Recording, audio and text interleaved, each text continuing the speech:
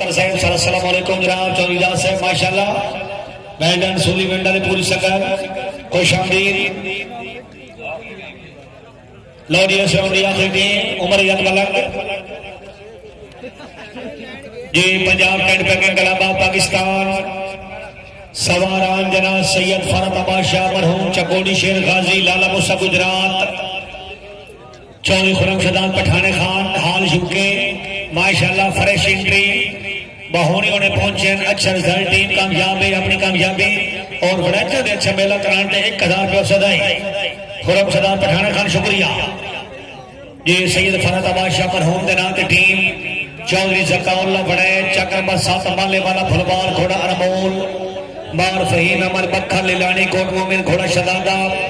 मालिक अली रजा वान चक्र नंबर 14 ने रूबी घोड़ा प्यारा चौधरी फारूक अहमद तारण चक्र नंबर 7 फुलबाल घोड़ा मुखड़ा जनाब चौधरी जवास है खिलाड़ी वाला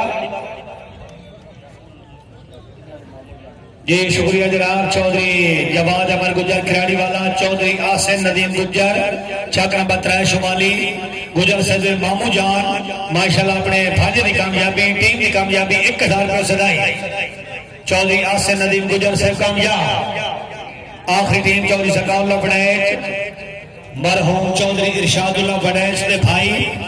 चक्र नंबर 7 फुलवाल ये चौधरी जकाउल्लाह बड़ैच बार फहीम अमर बखर आई थी